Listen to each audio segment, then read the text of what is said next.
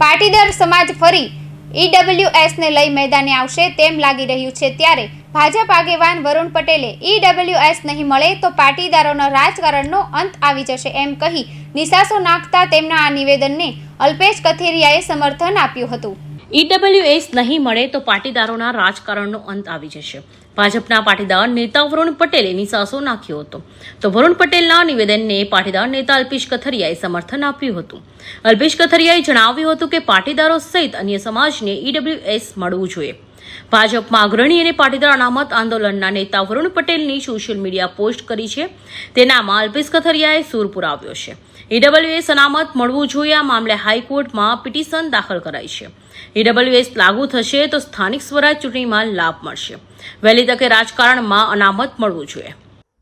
હાલમાં વરુણભાઈએ જે બાબત મૂકી છે મીડિયા સમક્ષ, એમાં બે બાબતોનો સમાવેશ એક તો દૂધસાગર ડેરીની અંદર 21% પણ વધારે મતદારો હોય અને માત્ર 2 ડિરેક્ટરનો સમાવેશ થયો છે, અને સાથોસાથ ભવિષ્યની અંદર 10% ઈડબ્લ્યુએસ લાગુ નહીં થાય તો સમાજને નુકસાન થશે। સ્વાભાવિક છે કે 10% ઈડબ્લ્યુએસ હાલમાં શિક્ષણ અને રોજગારીમાં મળી રહ્યું છે, ત્યારે ચૂંટણી પંચે આને લાગુ એટલા માટે પાડવું જોઈએ કે જેનાથી 68થી પણ વધારે જ્ઞાતિનો એક ઈડબ્લ્યુએસનો વર્ગ છે એના અધિકાર પ્રાપ્ત થાય, લોકશાહીમાં સત્તાકીય ભાગીદારી નિભાવી શકે અને આ પર્વને રંગે ચંગેથી ઉજવી શકે। વર્તમાનમાં જ્યારે સંપૂર્ણ જે અનામતની વ્યવસ્થા છે એ પ્રથમ વખત સ્થાનિક સ્વરાજની ચૂંટણીમાં લાગુ પડે છે, ત્યારે સાથોસાથ 10% ઈડબ્લ્યુએસનો સમાવેશ થઈ જાય તો ભવિષ્યમાં કોઈપણ પ્રકારના ટેકનિકલી કોઈપણ પ્રશ્ન પણ ન સર્જાય અને દરેક વર્ગને પોતાનું પ્રતિનિધિત્વ મળી શકે। એ માટે ચૂંટણી પંચને પણ અમે રજૂઆતો કરી છે, હાઈકોર્ટમાં પણ દિનેશભાઈ પિટિશન કરી છે અને ભવિષ્યમાં આ બાબતે સુખદ નિર્ણય આવે એવી અમે આશા રાખીએ છીએ। વરુણ પટેલને કેટલું સમર્થન? એમને સંપૂર્ણ સમર્થન છે, કેમ કે આ જે મુદ્દો છે કોઈ વ્યક્તિનો, કોઈ સમૂહનો કે માત્ર ને માત્ર એક જ્ઞાતિ પૂરતો નથી, આખા ઈડબ્લ્યુએસ વર્ગને અસર કરતો મુદ્દો છે। દરેક લોકોને, દરેક સમાજને પોતાનો હક પ્રાપ્ત થવો જોઈએ, એ માટે અમે પ્રયાસ કરતા રહીશું।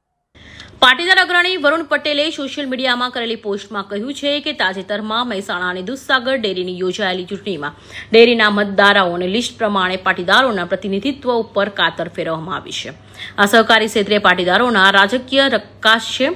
વરુણ પટેલે આક્રોશ સાથે જણાવ્યું કે જો સ્થાનિકો સ્વરાજની સંસ્થાઓની આગામી સમયમાં યોજના ચૂંટણીઓ પહેલા ઈડબ્લ્યુએસ લાગુ કરવામાં નહીં આવે તો પાટીદારોના રાજકીય પતનની શરૂઆત થઈ જશે અને દૂરબીન લઈને જશો તોય ક્યાંય નહીં દેખાય। આવું દેખીતી રીતે રાજકીય અનબેલેન્સ સર્જાશે તો દરેક સમાજમાં આક્રોશ જોવા મળશે તેમ કહ્યું હતું। Bureau report, Hind TV news, Surat.